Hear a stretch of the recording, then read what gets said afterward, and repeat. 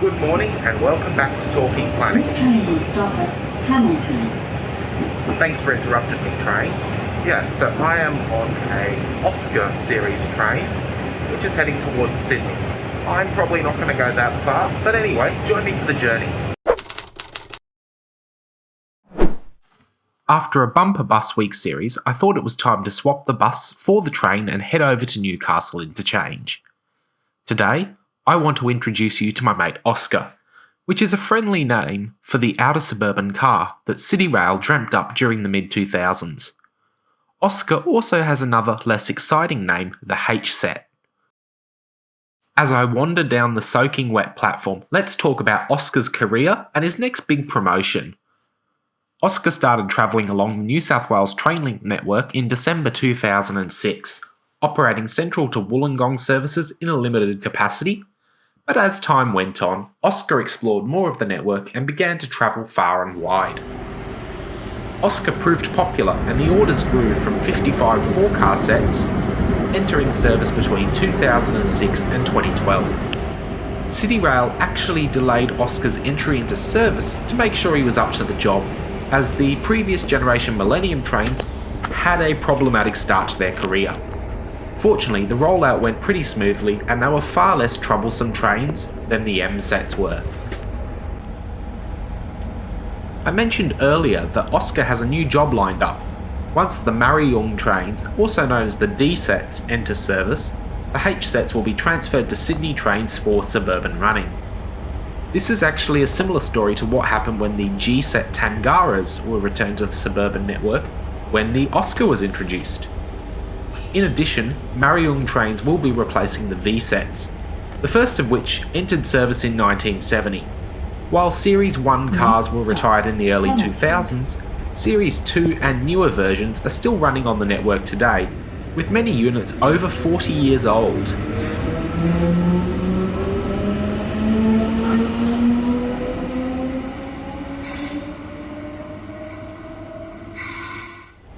Let's get back to the Oscar trains as they are today, operating on Trainlink services.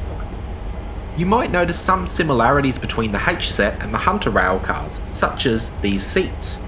Both trains use the same fabric, 3-2 seating layout and the same shape and design of seats.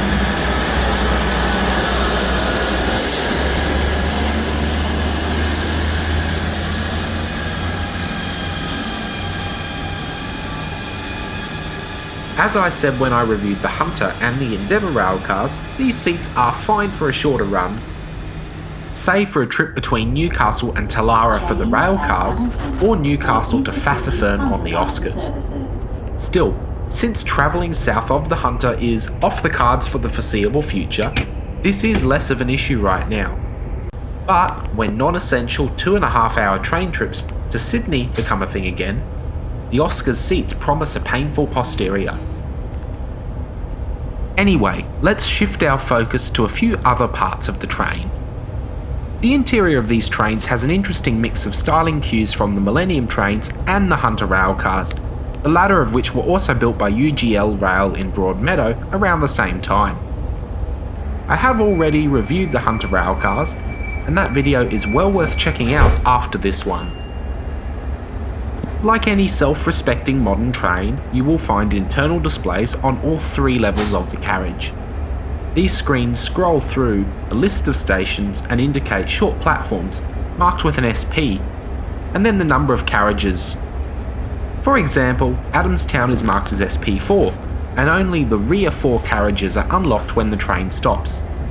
As Oscars often operate in pairs, these signs are quite important, so you can pick the correct unit for your journey.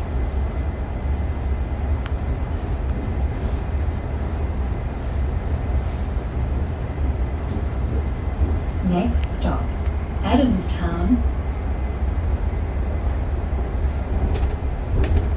Speaking of picky, some of you picked up that my Tangara video didn't have a lot of time spent in a motor car. So I decided to balance my time between ON motor cars, OD driving trailers and ONL cars, but the truth is, the Oscar is pretty quiet throughout, so let's have a listen now.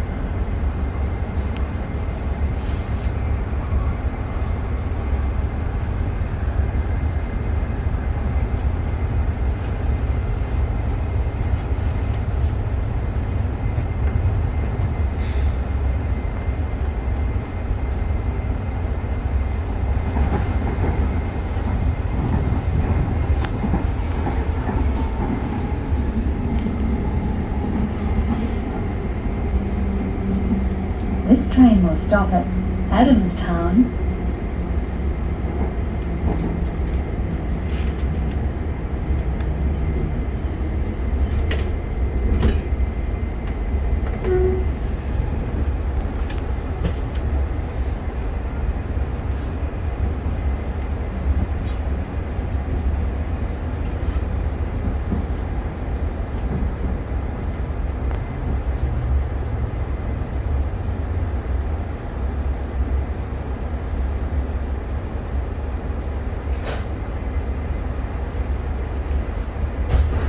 This station is Adamstown.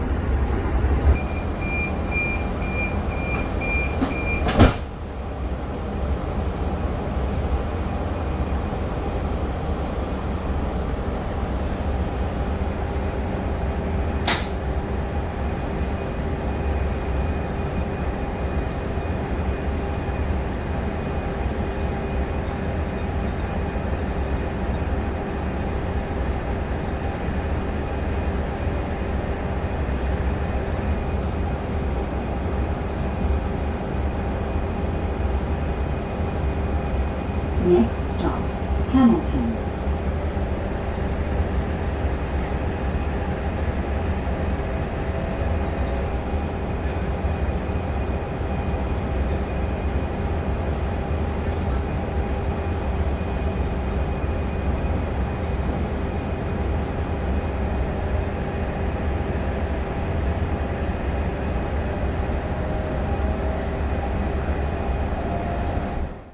As we make our way around the bend, you can see that this train is snaking its way towards Booragul, which is a short platform station that's not far from Lake Macquarie.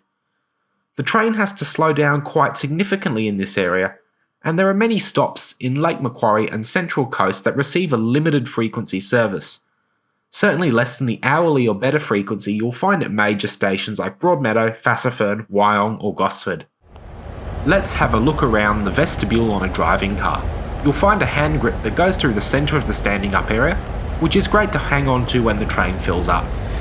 Above the sideways seating, there are some luggage racks, and there are also some hand grips on the ceiling, which look significantly less phallic than those fitted to the Waratah. Some of the seats also flip up to accommodate wheelchairs and mobility devices, and of course, the end carriages of an Oscar are fitted with decals reminding you to be quiet.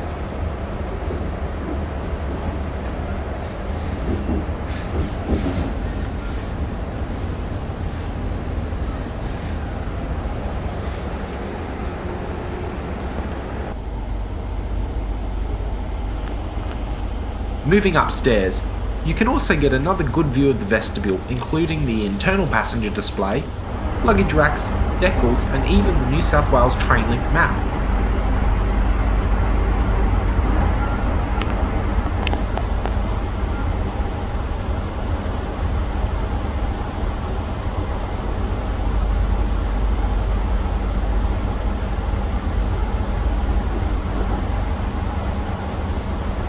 This train will stop at Kotara.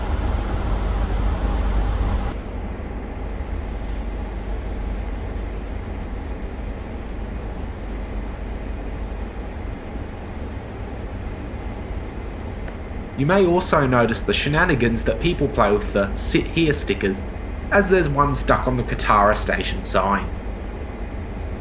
It's always therapeutic to sit back and watch the intercarriage doors slide shut gracefully.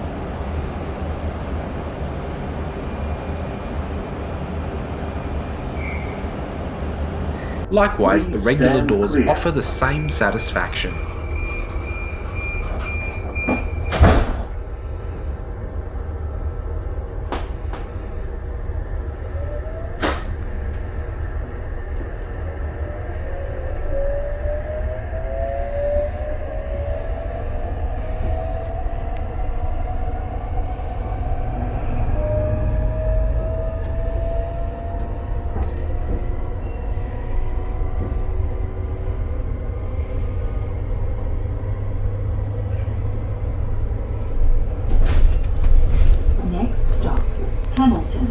Based on the several trips that went into this review, let's wrap up my thoughts on the Oscar trains. So the Oscar, for me, is a bit of a mixed bag. On one hand, they're surprisingly quiet and the interior is generally thoughtfully designed. But on the other, the 3-2 seating isn't supportive enough for 2.5-hour trips, and the layout is very similar to suburban rolling stock. I can't comment on how much of an improvement the Marryung trains are going to bring until they actually enter service, but I am very excited to try them out. Of course, there is the good old V-set, but technology and safety of trains has come a long way in 50 years, and despite their popularity amongst enthusiasts, I'm sure that many commuters are crying out for shiny new trains. Manual operating doors, a lack of internal displays, and vinyl seats are things that I think most commuters will be very happy to see the back of. I think the Oscar will make a great suburban train in the same way that the G-sets did when converted for suburban running. But before I finish, I'm going to defend the Oscar thanks to the competitive fares of New South Wales Trainlink services. A 2.5-hour journey between Newcastle Interchange and Central costs a maximum of $8.99, which is much cheaper than driving to Sydney, especially if you've got to pay to park.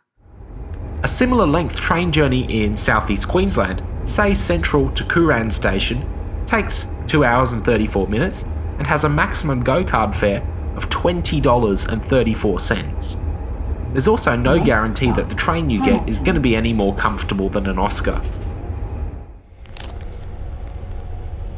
I haven't travelled with V-Line, but from what I can see, a 2-hour 20-minute train between Tarragolon and Melbourne costs $31.80 one way on a Myki card. So as far as I'm concerned, New South Wales Trainlink wins the value for money contest hands down, even if the Oscar train isn't the most comfortable long-distance option. So with that, it's time to finish today's journey at Hamilton Station, so thank you so much for joining me, and I will see you again soon.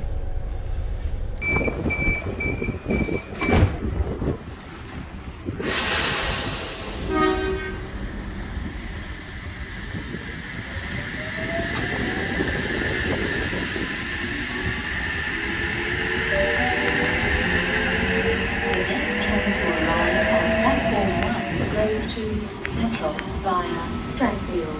First stop, Roy Meadow, then all stations to Wyong, then Tuggerah, Gosford, Woy Woy, Hornsby, Epping, Stratfield and Central.